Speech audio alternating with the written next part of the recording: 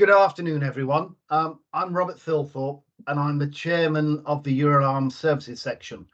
And we've set this webinar up today to explain to you our guidance document, which is a checklist for remote services in relation to the services standard. So I will thank you for joining us, and I'll hand over to Brian Cunningham, who's part of our working group that was responsible for the input into this standard and also for developing the guidance document. Thank you, Robert, and good afternoon, everybody. Thank you very much for taking some time out of your busy schedule to join us. Today's webinar should last approximately 1 hour. I'm going to try and keep the main body of the presentation to about 40 minutes or less, and that should leave roughly 20 minutes for questions and answers towards the end. So, just a quick overview of what we will be covering. We'll have a quick introduction into the remote services standards, some of the terminology around that, the rationale behind, going a little deeper into the rationale behind the work that we did as part of the working group, what our aims were. And then we'll jump straight into the checklist, which is really sort of split into 3 parts, which aligns with the 3 standards themselves. As you can see there, from infrastructure through to what the minimum requirements are. We'll close off. And then we'll close off with our recommendations on how to get started with implementing the standards along with the checklist, and then we'll move into Q&A. So let's jump straight in. So let's just start, with covering what remote services are within the context of our industry or our related industries, and there's a fairly terse definition there of what we mean by those, but it's 1 or more defined actions performed remotely, obviously by an entity that is allowed to do so to manage and maintain a system. But the key aspect there is doing so remotely, and the entity doing so is authorized to do so within our series of domains that typically involves obviously hardware and increasingly software, and then to facilitate all of that is the necessary infrastructure and processes that the majority of which will reside, will be operated on a physical remote location. And as all of you will be aware, there's many examples of these, and some of the more obvious ones are the ARMS, or the alarm response management services, increasingly smart buildings, existing BMSs, the perennial security, access control, fire alarm systems, which is sort of the area that I hail from, and increasingly energy management, just to name but a few.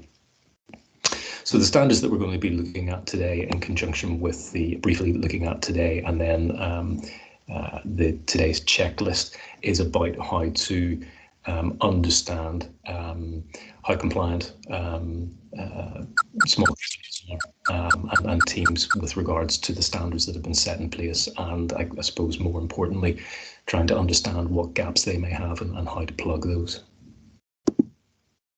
So in terms of the standards themselves, just in case you're not familiar with them, 3 standards.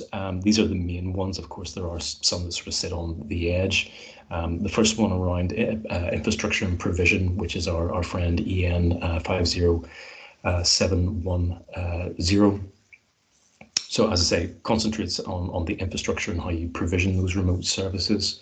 Then we next have the Sensenelec TLS, which is around, which is 5136. So that's around ensuring that all communications with a remote site for the purposes of remote services and control, read, write functions, and those sessions are secure, remain secure, and obviously in terms of a session, when you've finished with a session, obviously tearing that session down in a safe and controlled manner.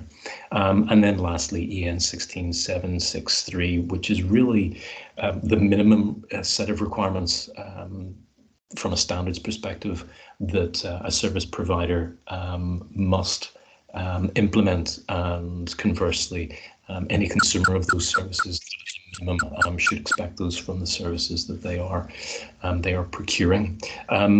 I will point out a little bit pedantically, really, those 3 bullet points, I guess, should be inverted, starting with the minimum set of requirements, working down. But I just thought I'd see if anybody was going to catch that. Sorry, that's a bit of Northern Irish humour there. Sorry. So in terms of our guidance, I guess this comes down to the who, the what, and the why. Obviously, we decided we'd have to narrow the scope somewhat. I mean, we can't just try and capture everything. So we felt that really we should aim the guidance at the micro and small service companies, and then the consumers of those services. Rightly or wrongly, we felt that the medium to large, to the extra large providers would have ample resource at their disposal to be able to take the standards and understand what they needed to do and apply them. Obviously, that changes, or we get different feedback. We'll take a second look at a wider scoped set of guidance. In terms of the what, which is what we're here to do today, we're focusing on the remote services standards, and some of what we'll touch on today is a little more focused on fire security and building management. I'll hold my hand up. That's simply because I come more from a fire and building management side of things, but really any sort of domain where you are remotely managing assets really does part or all of this will fall under the remote services standards. And then the why, some of which I've already alluded to, but it's a pretty complex domain. It's an incredibly interesting domain, but it's a complex one. It's a complex one even for large organizations to implement effectively and really well. Our sense or our feeling was, as Euralarm as an organisation, not just as a working group, that there was a lack of awareness that these standards actually even existed outside of our little sort of standards aware bubble. Not that there's anything wrong with that; standards are lovely, but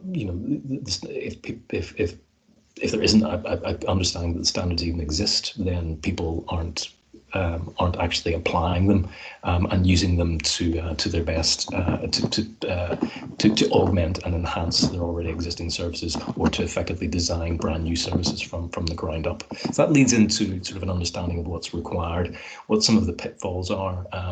Lots of companies out there have already been there, done that, made the mistakes. It seems a real shame to repeat the mistakes. And then off the back of that, we came to realise that really the guidance would be best augmented or enhanced with some tools, and that's what brought about the creation of this checklist. And I guess you can think of the checklist as a self-assessment, really, that covers all 3 of the standards, and helping organisations understand where their gaps are and plug those gaps. So in terms of the checklist itself, as I mentioned, it covers all 3 of those standards. It's in an sorry, I'll not jump to the bottom. There's a total of 80 requirements spread across the standards. So we've slightly tweaked the wording and turned them into questions. And the breakdown of that 80 is in terms of the infrastructure and provision, which is for buildings and hard FM and all that sort of stuff. There's about 20 questions. Slightly more in terms of security and communication, secure communication and sessions, which is 31, and then the minimum requirements in and around 29. Anybody can download the checklist and the guidance from the Euralarm website. I've put a link in at the end, so you're going to You're going to have to listen to me until the very end. There's no escaping. And it's in an Excel-based spreadsheet format. We did play around with some other formats, and as we'll see towards the end of this presentation, we'll be looking for feedback from all of you implementers and standards aficionados as to if there's an appetite to do something above and beyond what we've already done. So we'll be very interested to hear what your feedback is. So that's the checklist. So when we finish up today, please do go and download a copy of the checklist. Have a read through. If you're already working on live projects, or you're about to kick off a project that is ostensibly some form of remote service, we would strongly advise take the work that we've done and apply it to your specific needs, and then give us feedback and the wider community. Okay, so just before we jump into the checklist itself, just a very quick look at some of the main elements and terminology. As you can imagine, around the standards, standards authors love abbreviations and acronyms, and our remote services standards are no exception. So just to begin with, in terms of remote services, the standards identify 3 remote operations. And again, if you come from have experience with things like Modbus and BACnet and what have you, this won't be any real surprise. They've distilled them into essentially read, write, and control operations. Now, read operations, obviously, that's pretty self-explanatory. You're simply querying the state or the status of a device or a system. And within the definition of the standards, a read of a remote service or a remote device will not change its state or adversely affect it. A write obviously will, so you're writing information to a remote service or a remote device, which may potentially change the state. And then obviously control, well, if you think of a CCTV camera, you may want to activate the CCTV control, the camera itself, you may want to move and pan. So that's a very obvious example of control. So, but those are the 3 main sort of operations. And then in terms of the main elements, we have the remote access infrastructure, or the RAI. So that is really just a very large umbrella catch-all term used to describe basically all of the infrastructure needed to be able to provide remote service management of the service from point A to serve to infrastructure located at point B, and obviously that you can imagine that scales up quite widely. The RAISP, which is a bit of a mouthful, but that's really just the service provider who's actually providing all of that infrastructure. And as part of that provision, you would expect the provider to also ensure that the infrastructure is highly available and fault tolerant, and has levels of service protection. In terms of the remote access server, so these are typically of hardware that will host specific, I was alluding to CCTV systems. So, for example, you may have CCTV control servers actually installed, for example, in a hospital, and within the hospital's network, the servers are actually controlling the CCTVs, bringing feeds back to a central point for storage of the video feeds, and for threat identification and things like that. The remote access client, again, just sticking with the CCTV analogy, the remote access client in this case, the remote access client will be typically be an operator, again using CCTV. So an operator, either sitting remotely, maybe from a remote office, or sitting at a different location within that sort of hospital site, maybe a mile away, what have you, being able to access the remote access server, the CCTV server, flick between different feeds and understand what's going on and query the system. And then the remote access endpoint, again, in terms of a CCTV system, that would be the CCTV camera itself. And then lastly, in terms of the transceivers for the supervised premises and also the receiving center. So transceivers would typically be monitoring devices that would be installed, for example, by the likes of ARCs, so alarm management systems, or indeed in my area of expertise and interest, these would be devices that would augment and enhance fire alarm systems. So they would be installed right next to a fire alarm system, and they'd be capturing the data feed directly from the fire alarm system, and then that data would then be used by the service provider, say the maintenance companies, to provide an enhanced level of service and management for fire alarm systems. So those are sort of the elements of remote services. Obviously, the terminology applies to very specific things based on the use case or the scenario. And obviously, the standards are trying to apply a generic sort of one-size-fits-all set of terminology across those. And just to give you a bit of context around that, so here we have a schematic, a remote application infrastructure. So if we would just use a hospital as a simple example, we would have the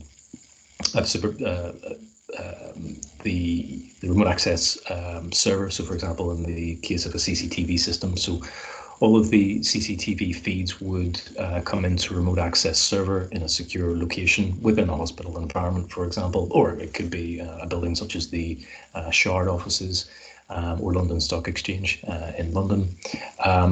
The individual CCTV endpoints would be the RAEs, and they would be monitoring supervised premises. Again, all data feeding back into the remote access server. And then we'd have remote access clients, sometimes sitting on site, just physically disparate, or actually sitting completely off site and using the internet as a mechanism as actually for coming in as remote access clients and querying what's going on in the remote access server.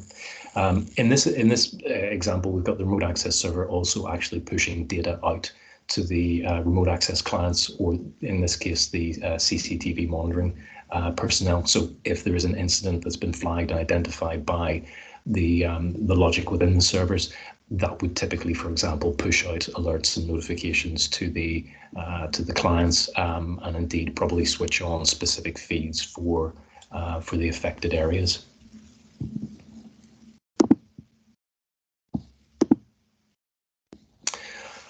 Okay, so I think I might have skipped a slide.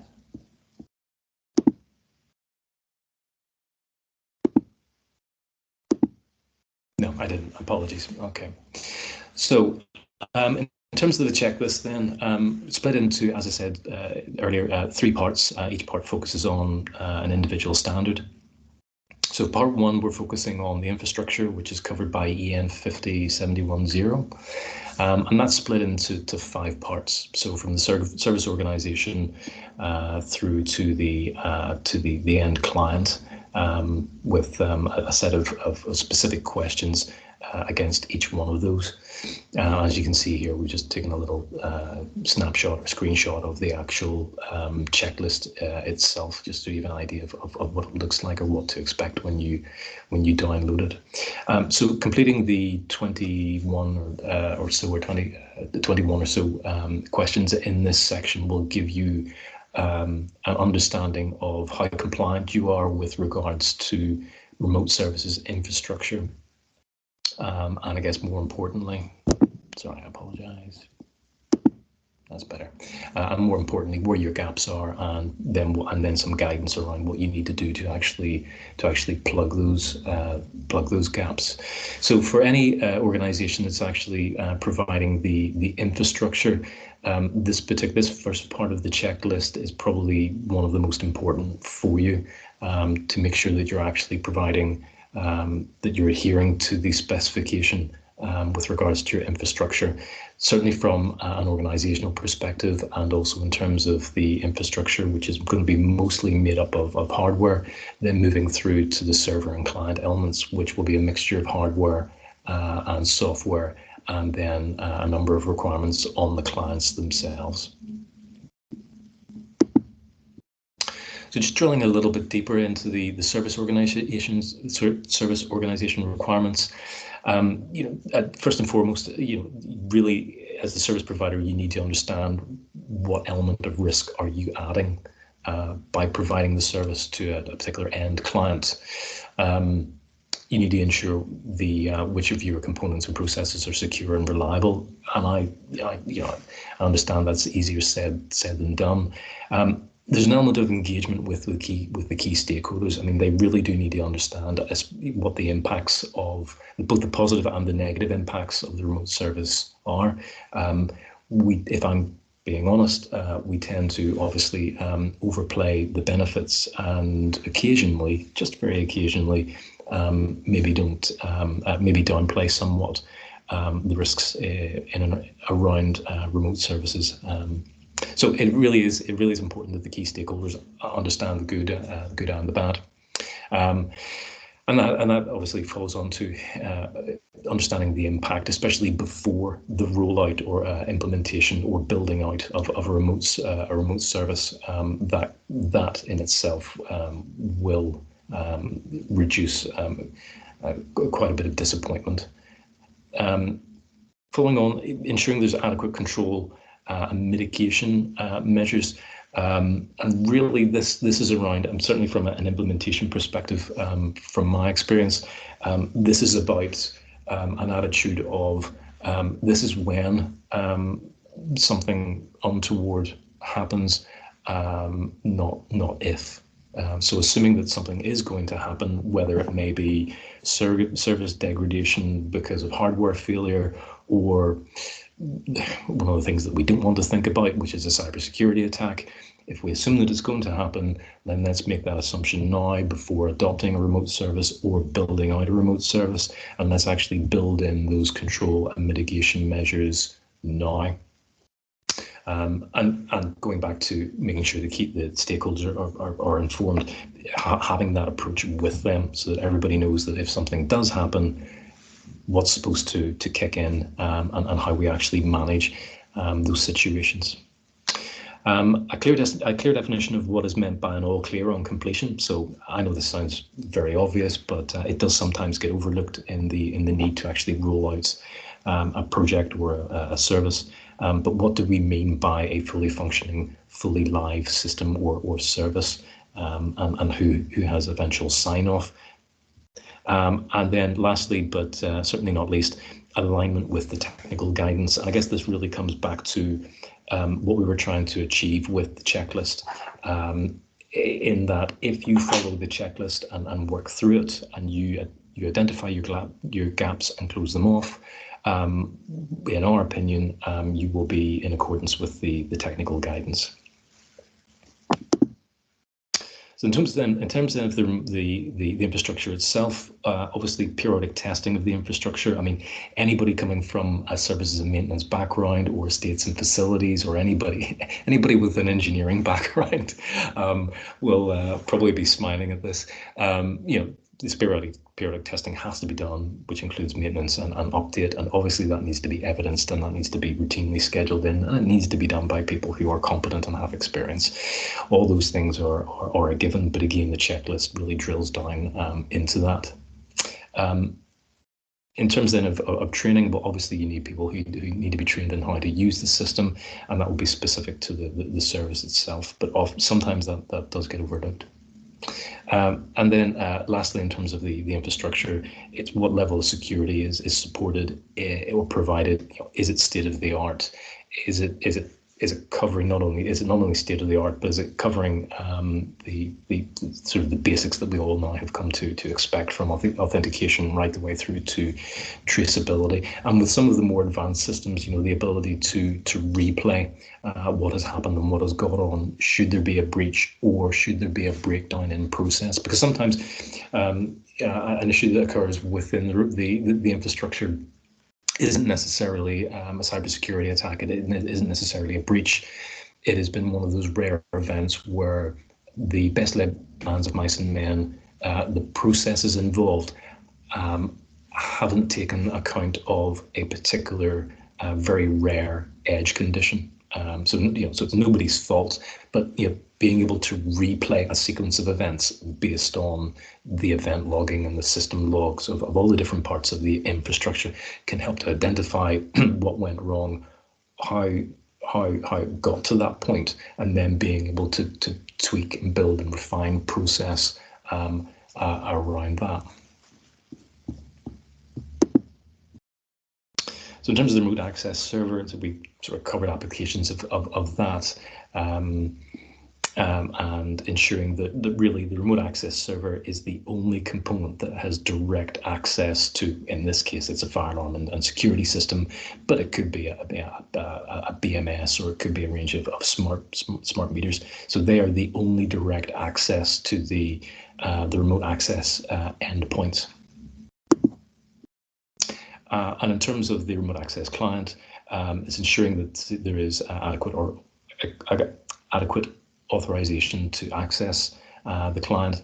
Obviously, the sessions that have been created and authenticated are automatically terminated or timed out, and that only authorized read, write, and control operations can be performed by an authorized client. So, for example, if I had a user account, going back to the CCTV or the fire alarm examples, if I have an account and I'm only authorized to read, for example, the event history of a fire alarm system remotely, I can only do that. I can't change the state of the fire alarm system. I can't mute the buzzers or silence the alarm, for example.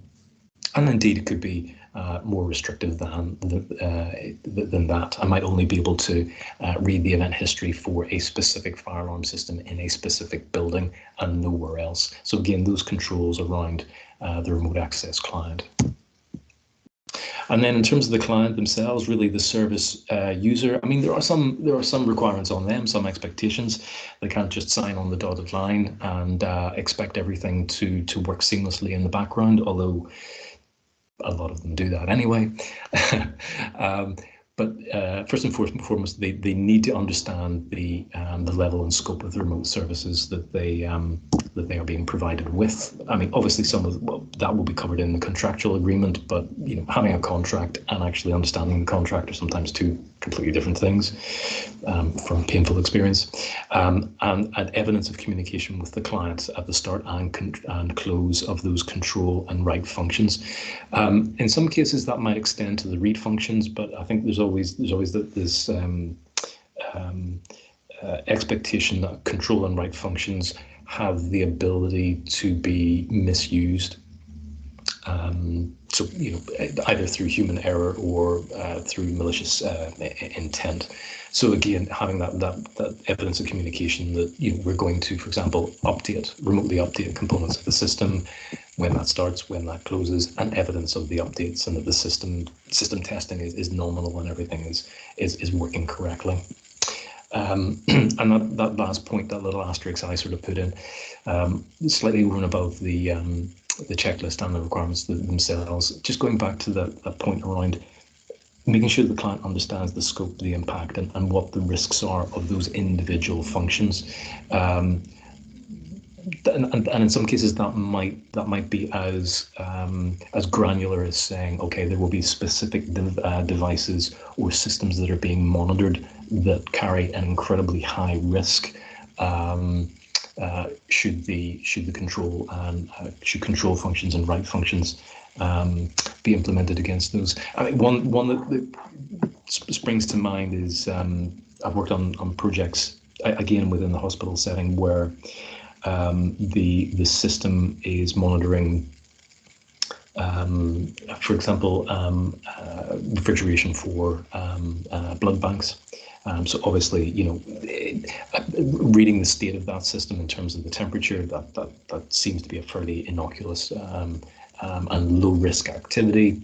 But you would want to understand what the risk is of attempting to control those refrigerators, and changing the state or the configuration of those refrigerators remotely, especially in instances where the controller is not authorized to do so. So that again, as part of the overall assessment of risk and impact. I mean, those in themselves should be identified as high risk scenarios and should carry with themselves an additional risk assessment. Now, again, all of this is locked into the checklist. What we're simply doing here is kind of looking at the highlights, but the checklist around infrastructure draws your or the implementers or the designers' attention to these things. Then moving, so that covers the infrastructure. As I say, there's about 21 individual requirements to look at. And then moving on to part 2, which is the security element. So that covers ensuring secure communication with the remote service as part of the remote service, and also session management. And again, just a little snapshot of the section that covers that. Again, you can see that we've got the standards are reusing terminology so that helps with the consistency, and we can sort of see the breakdown here in terms of the security element. We can see that the infrastructure here carries the most number of requirements stroke questions. So what we'll do is we'll just drill down further into those. So in terms of the infrastructure, there's a focus then on, obviously, as you would expect, encryption, authentication, and authorization, and timeouts and expiry, which relate really to the management of sessions, and then moving on and then drilling a little bit deeper, the security of the data and ensuring the data's integrity. Obviously, and there's requirements around the being proactive with security, so it's not just sufficient. I know we're all sort of much more aware of cybersecurity these days, but it really is about trying to instill a much more proactive approach to security. So once the service is installed, it is actually very much incumbent on the provider to ensure that they're keeping their systems up to date and they are actively looking for threats.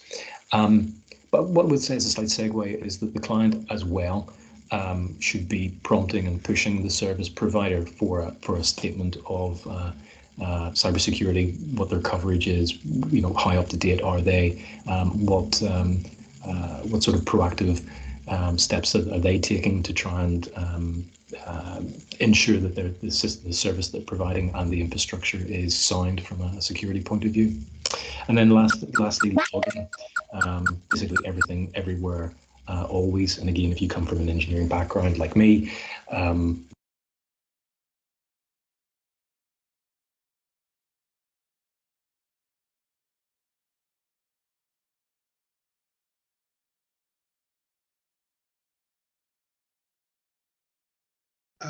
Brian, you're muted. You're muted. You're muted. You'll have to unmute yourself. Thank you. Sorry, folks, where did I get to? I think it was proactive. just Logging. We lost 2 sentences, maybe. Okay, right. Okay, okay. Yeah, apologies for that, folks. Yeah, okay, so then in terms of logging right the way through the system, and yeah, the advice would be to enable to log and capture state at all levels of the infrastructure. Excuse me.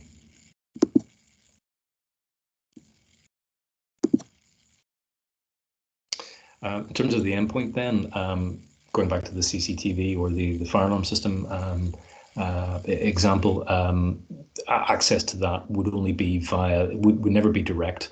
It would be via the remote access server. Obviously, it would be authenticated, so the endpoint or the CCTV camera itself and the controlling servers, the server would authenticate itself, and ideally the CCTV camera would authenticate itself, and the data stream between the two would be encrypted, and there'd be no impact on the connected system.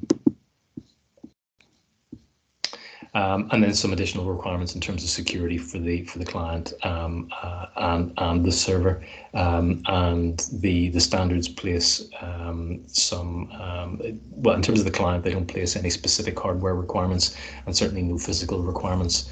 But for the server, as you would imagine, the requirement is that it's hosted in a secure location with supervision where possible.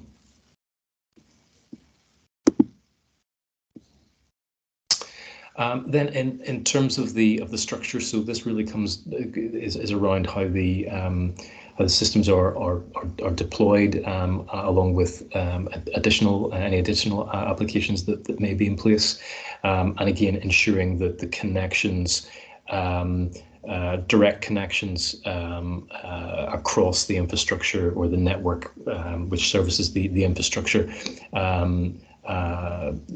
basically cannot go direct. So, for example, an endpoint can only be accessed via an endpoint such as a fire alarm panel can only be accessed by the remote access server, which is secure, and cannot be accessed directly by a remote client. So these are restrictions and requirements around the actual, if you like, the architecture of the remote service solution.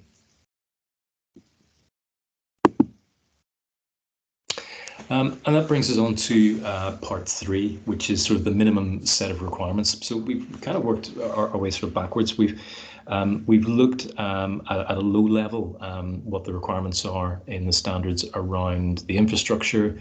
Then which are sort of the main key elements. Then we've looked at secure communication and sessions, because each of those elements, when communicating and transferring data between those connections will be secure or must be secure, and data transmission, state transmission must be conducted within the confines of an authenticated and authorized session. And then we sort of eventually bubble back up to the very sort of top level minimum set of requirements for any type of remote service. Now these are captured within EN 16763, and we have I think 25 or 26 or so requirements. And again, the bulk of these are in and around what are called general requirements. And the standard itself gives an indication of really how to view the minimum requirements from the planning right the way and realization right the way through to the maintenance of the remote service. So we'll take a quick look at the general requirements. Now, there's 15 or 16 general requirements, and which are all individually laid out within the checklist. All I've done here is to try and sort of condense them a little bit, because I didn't want to bore everybody by going through all of them. But at a high level, the general requirements cover the national laws and regulations that the service providers must adhere to. Obviously, it covers international regulations as well. There's a focus on robust record keeping and making sure that they are up to date. They are always accessible. In the UK, for example, compliance documentation has a minimum 6-year lifespan. So a risk assessment, for example, on a remote access infrastructure, all of those records assessments must be kept for a minimum of 6 years. That would extend to the training certification for contractors who'll be working on the systems as well. Requirements for secure data management and data access. Again, you can see there's there is some overlap, especially with the standard around security and secure sessions. Then requirements around skilled and competent staff, which we'll touch on a little bit later as part of this third part of the checklist. But it's ensuring that you may have the most robust and watertight and secure remote access infrastructure, hardware and software. But if your people, and also on the client side, on the service users side, if they don't have skilled, competent staff to use the system and understand what the system is telling them to do and instructing them, it will fall apart. The human element is unfortunately always the weakest link. You can tell I'm an engineer. And use of fully compliant tools, systems and services. And then lastly, ensuring that all of the insurances are valid and up to date. And again, that last one does sometimes get overlooked in the rush to either build out a brand new remote service or maintain and keep a remote service going. There's also a series of questions within the checklist relating to subcontracting, because unless you're a very big player, like a Siemens, for example, or a Bosch, you will probably have to use some element of contracting. And the standards make it very clear that the responsibility in its entirety lies solely with the service provider. So the company that I work for example, we provide a series of remote services specifically around fire alarm systems and their remote monitoring and management. And we do from time to time use some subcontractors, maybe to install equipment on our behalf. We are ultimately responsible for them, and the standards make that very clear. So in the checklist, there's a handful of questions or requirements that sort of tease out what type of subcontracting, if any, you are using on your existing projects or projects you're planning on building out, and the checklist gives you a bit of guidance, a bit of a steer on how then to manage that subcontracting, because as you would imagine, you would like to ensure that your subcontractors, that you're doing a back-to-back provision of standards and adherence to standards, specifically these 3 standards, with your subcontractors as well. And there's an element of that would obviously require perhaps upskilling and awareness with your subcontractors, which you're far better off understanding, especially when you are bringing a new subcontractor in or you're building a new service out, far better off understanding that requirement on day one than perhaps getting halfway through or near the end of your project build and rollout, and then realizing your subcontractors don't have a back-to-back adherence with the standards. But obviously, there's going to be processes required to monitor and manage what they're doing and the quality of their work. A lot of that should be in place anyway. You should be able to basically beg, borrow, and steal what your organisation is already doing. And as I mentioned, that back-to-back compliance with the standards, and also having that evidence, which goes back to the record keeping, I think, which was on the previous slide. We touched on staff very briefly a couple of slides ago. So in terms of the remote services, whether you're the provider or the user, you should identify the key staff, and they should be named individuals.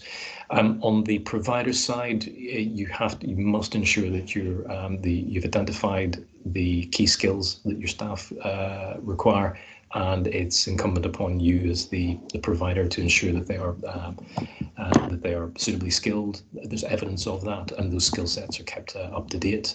And the standards do focus on different levels of skills and experience on deployed or in deploying or managed services. And again, the checklist teases all of that out. Obviously, I've just condensed that for the purpose of today's webinar. And then lastly, occasionally, members of staff move on to pastures new, or members of staff go on maternity leave or what have you. But it's having that ability to demonstrate that you've got sufficient staff for service coverage. And again, the checklist highlights that as well. Then in terms of service output, really sort of the processes around how you document the output of each stage of work. the requirements on the maintenance providers and the guidance for documentation and auditing. So this is all about being able to ensure, I guess, from a service user's perspective, the focus on this would be, well, okay, we've agreed a certain set of KPIs. We now want to monitor, and we want to ensure that as a service provider, you're meeting those KPIs. Can you provide evidence of testing, of uptime, et cetera, and inverting that sort of pyramid from in terms of the provider, understanding, or being able to evidence those KPIs through documentation and upgrades of the system and what have you. Okay, so that sort of brings us to a bit of a whirlwind tour of the checklist. As I said at the start, what I would advise is that when we finish up today, please do download a copy of the checklist and read it for yourself. If you are working on projects, remote service projects, hopefully it will give you food for thought, and hopefully you're covering most, if not all, of the bases, but we would very much appreciate your feedback. For those who are sort of very new to to remote services, we provide a little bit of assistance in terms of getting started. What we would suggest is download the checklist. The checklist should be very accessible. We split it into those three areas. We provided some guidance documentation at the start of that. Then what we would advise is that you conduct a high-level audit to identify, if you are a service user, which remote services you are using, who the providers are. And then the next stage is to determine exactly the scope of those services. For providers, that high-level audit is going to be a little more detailed, and there would be an expectation that most, if not all, of the information you're looking for should actually already be in place if you're providing a remote service. For those who are building a remote service from first principles, we would strongly suggest that you use the checklist as your starting point in terms of the components that you will need to add into the requirements capture and the design. That high-level audit will then allow you to identify all the services that, as a service user, you are obviously using, or as a service provider that you plan to provide, or will need to take, or will need to consider when building out your new service. We would then suggest that, having done the high-level audit and identified the services that you are going to provide or that you are currently using or plan to use, then jump into it's the last part. It's part 3 of the checklist, which is the minimum set of requirements. That will give you an understanding of how close or how far you are away from the 3 standards. If there's quite a bit of daylight between, if there are a large number of gaps in terms of the minimum requirements, we would then strongly advise that you go back and action or plug those gaps before progressing with the remainder of the checklist. And that brings us on to the gap analysis, actioning, closing out issues. Obviously, you understand this just as well as I do. Deal with your critical issues first. And then just repeat that process for the security element, which is part 2, and then for the infrastructure element, which is part 3. Once you've done that, you need to, we would advise that you implement or schedule frequent reassessments. Hopefully they won't need to be as detailed as your first main assessment, unless, and here's the caveat, unless there is a major change to the service provision, again, in terms of a service user.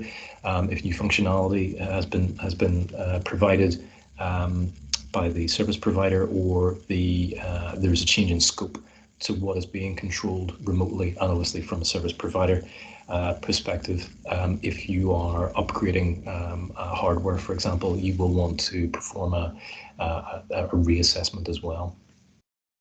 And then it's a process of implementing and monitoring a form of change control and reassessing changes as they happen and as they occur. In terms then of next steps for us as a working group, we've been talking about the possibility of an interactive online checklist. That would probably be web-based, obviously, if it's online, and being interactive as you complete the checklist and move through it. For each of the sections, it would give you, our thoughts were that it would give you an idea or an indication of what your coverage was in terms of a rating. It would identify what from a standards perspective, what your gaps were, and all of those gaps, suggesting which ones you dealt with first, and providing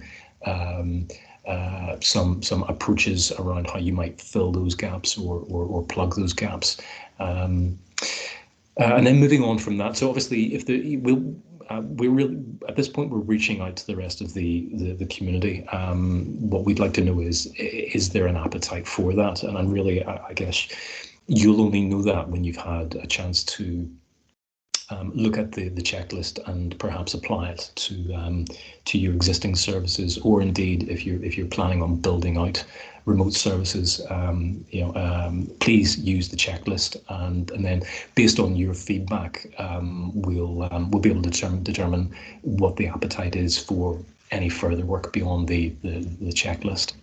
And this similarly for workshops. Perhaps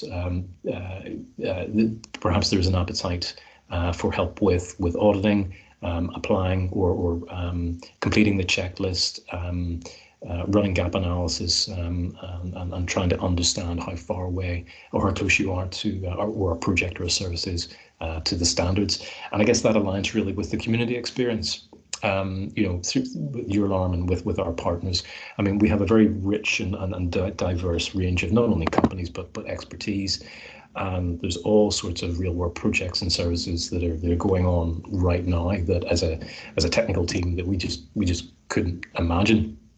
So it's at this point we sort of really rely on the rest of you to come back to us and share with the group, the community, what your experiences are, and the good and the bad. What worked well, what maybe didn't work so well, and we could turn this into hopefully a very rich community-driven resource going forward. Obviously, the team, Euralarm as a wider organisation, but also obviously the services section and the working group that I've been part of, will continue to keep an eye on the standards, and we'll keep this checklist updated, and we'll push out any changes and updates to our guidance to the wider organisation. And then lastly, I think I've mentioned this a few times before. I mean, please do give us feedback on the checklist. It's nice to know that we've got it right, but again, from an engineering background, I'd rather know what we missed or what did we get wrong, because then that means we can improve what we've done and have a greater impact for people who are trying to implement against the standards and adhere to them. And obviously there's little national variations there that we just, as a working group of I think about 5 or 6 people, we just wouldn't be able to understand all of those. So your help would be very great, very, very much appreciated. Okay, well, if anybody's still awake, this sort of brings us on to questions. But just before we do, I'll hand back to Robert, and he'll sort of chair the questions, if he doesn't mind. I've left in the email addresses of the working group. So if you want to contact any of the people, my name is Brian Cunningham again, just to refresh anybody's memory. So if you've got any questions specifically about the checklist, the implementation, if you want to email either myself or Oscar, and then all things standards and security, then anybody on the team would be very happy to hear from you and to help. And then last but not least, the moment you've all been waiting for, here's the link to download the checklist. So with that, just like to thank everybody for their time, their patience, and I'll hand back over to Robert. And Robert, if you'd be so kind as to share any questions that we might have. Yep. Thank you, Brian, for a very detailed, comprehensive run through on the guidance document and also our thoughts behind it and how we see it going forward.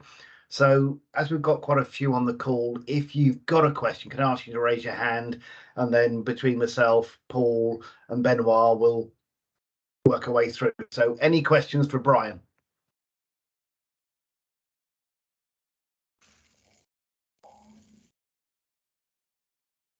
Looking. Well, I think, Brian, you must have covered it so well that they understand it. Oh, John's there. John. Mine is not a question, it's just a comment.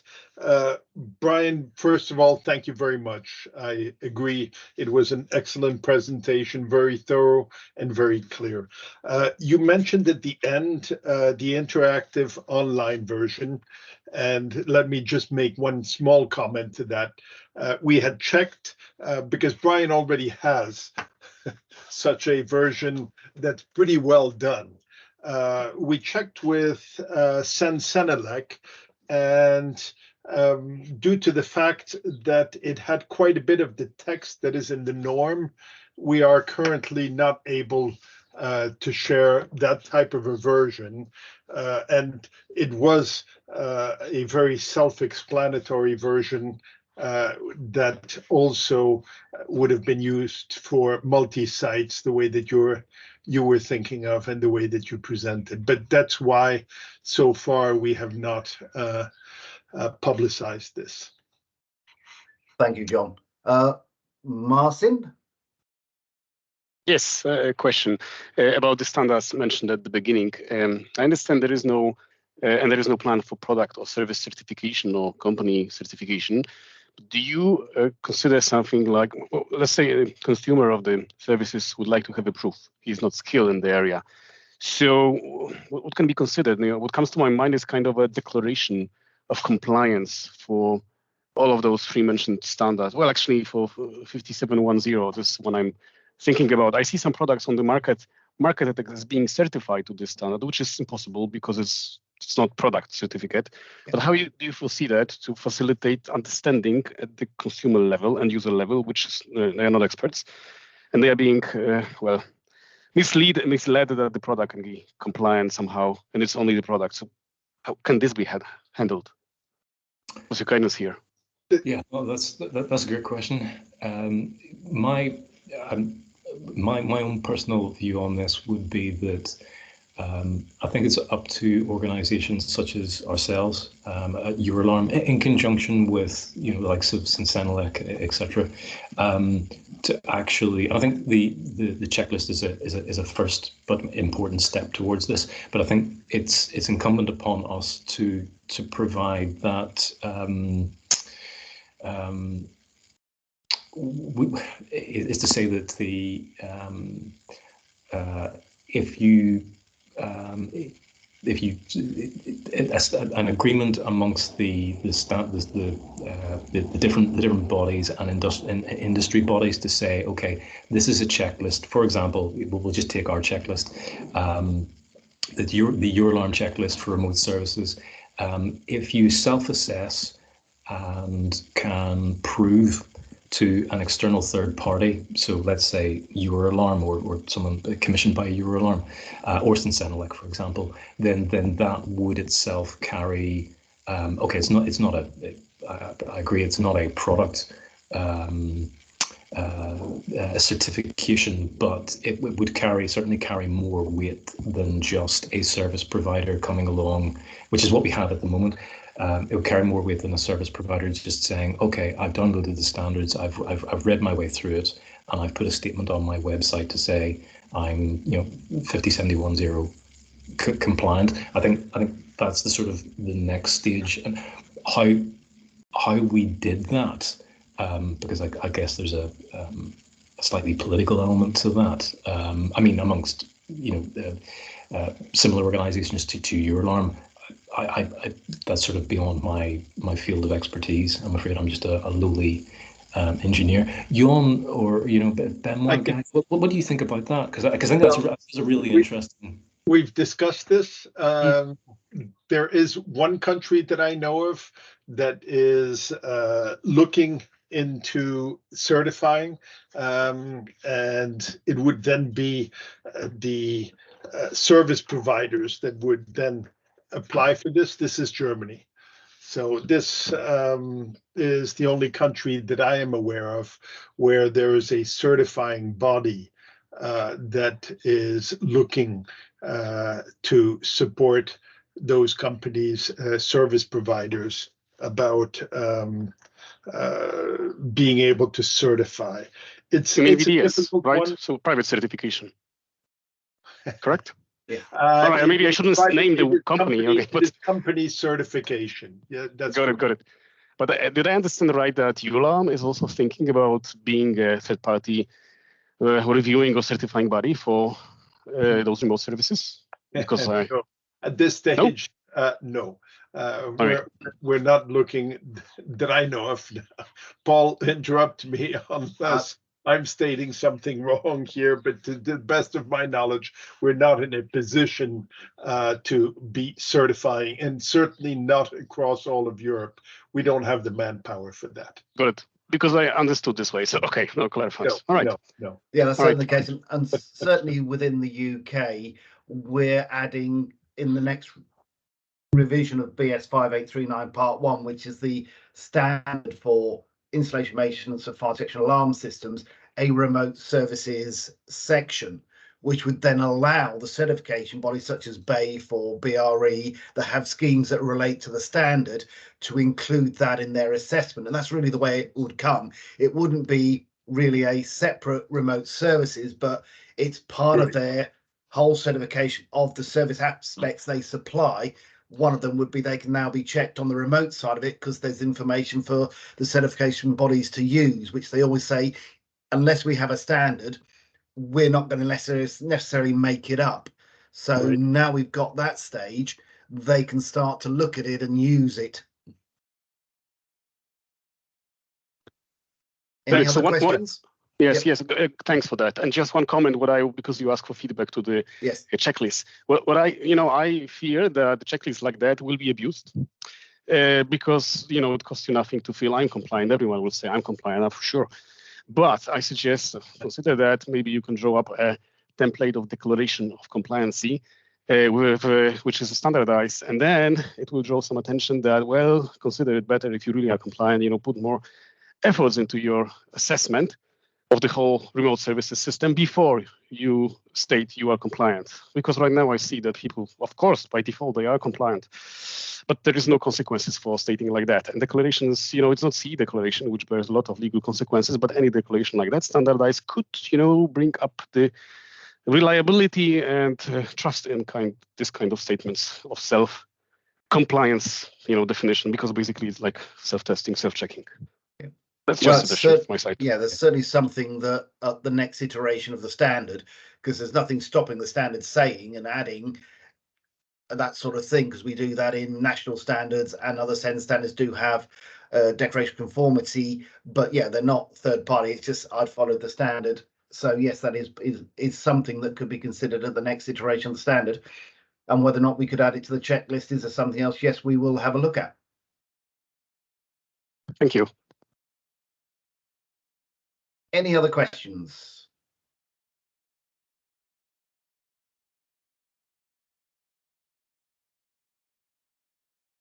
Okay, so with that, I'd like once again to thank Brian for the great presentation and the work of the group as the chair of the section. It makes me look good because other people do the work and I just sit back and say, here's a document. So it's really good for me.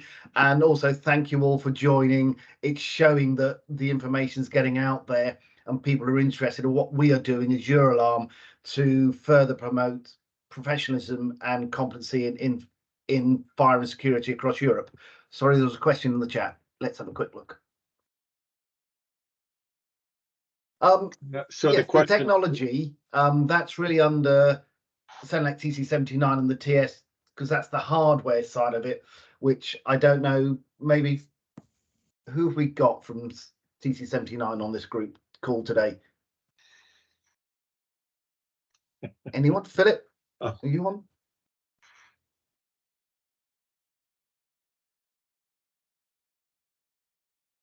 Benoit? Can you think, would they be looking at that? So currently, TC79 is not looking again to this 5136-10 in order to. But I tend to agree that this particular document, technical specification, could be more specific on the technical aspects. There is a more fundamental work being done within TC79 about cybersecurity for connected alarms and for alarm systems in general. So perhaps the way forward for having more guidance on the technical aspect is to have this work being done by Working Group 17 on cybersecurity in order to feed, and especially feed this document on remote access infrastructure. That's certainly a way forward. Thank you, Benoit. So with that, once again, thank you everybody for joining, and we'll let you get back to the rest of your day, or for our European colleagues, your evening. Thank you. Bye. Thank you. Bye-bye, everybody. Thanks. Thank you. Thanks. Bye-bye. Thank you, Brian. Thank you. Bye. Bye-bye. Bye. Thanks all.